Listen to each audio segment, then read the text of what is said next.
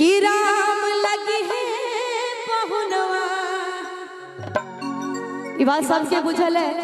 जे सब गोटे मिथिलावासी में रहे छी, मिथिला धाम में रहे छी, सब गोटे बुझे छी बात के कि सिया जी बहिनिया हमार हो। जिनका जिनका गर्व है कि हम सब मिथिलांचल में रहे छी, एक बार दोनों हाथ उठाकर बोले मिथिला धाम की, और ताली के साथ हो राम लगी है पहुनवा सिया जी बहिनिया हमार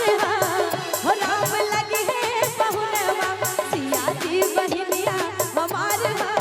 हो राम लगी है पहुनवा हो राम लगी है पहुन राम लगी है पहुन राम लगी है पहुनवा सिया जी बहिनिया हमार हो राम लगी है पहुनवा सिया जी बहिनिया हमार हो राम लगी है पहुनवा।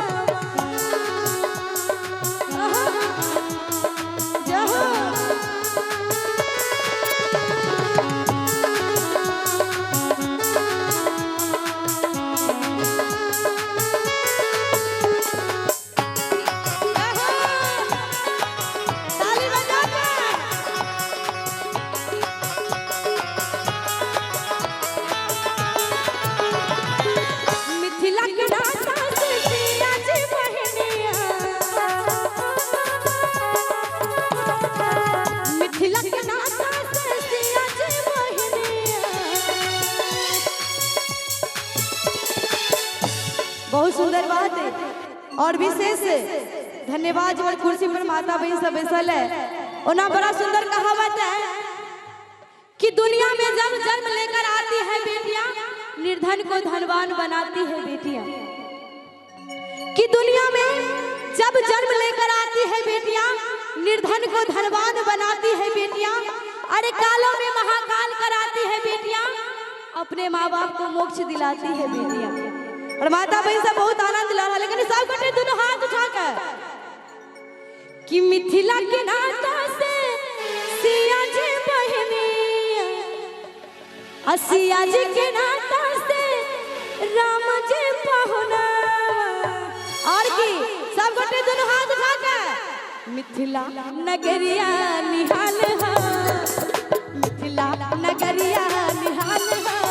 हो राम लगी है पहुनवा सिया जी बहिनिया हमार हो राम लगी है पहुनवा।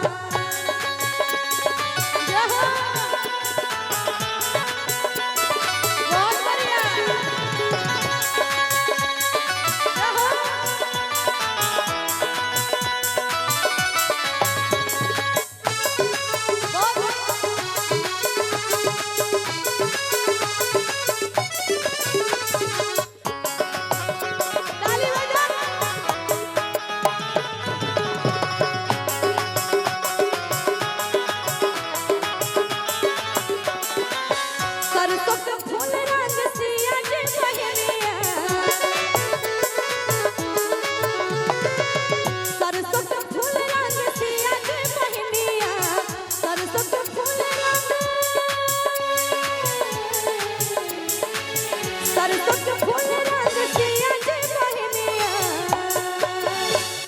अब देखो इतनी सुंदर बात है, देखिए सही बात है। हम सब मिथिलांचल में सिया धिया के उपाधि सरसों के फूल से करे छी कि सरसों के फूल रंग सिया जी बहिनिया, तीसी के फूल रंग राम जी पहुनवा। और की सब गोटे ताली बजाकर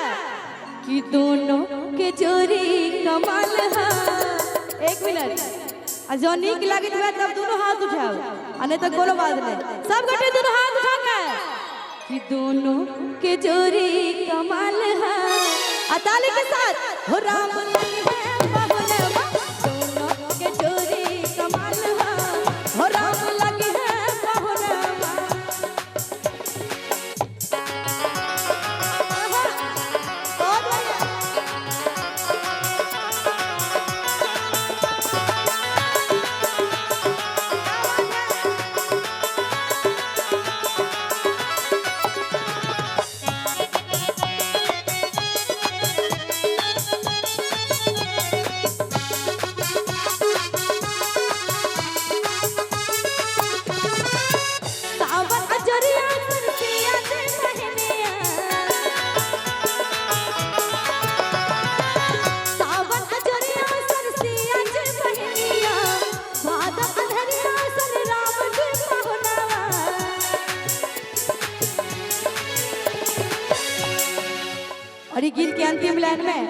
सब गोटे कनी गौर से सुनबे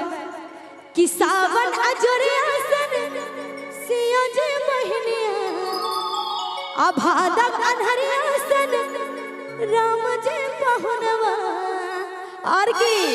अरे अंगना में ताली के साथ अंगना में उगी गेले चांद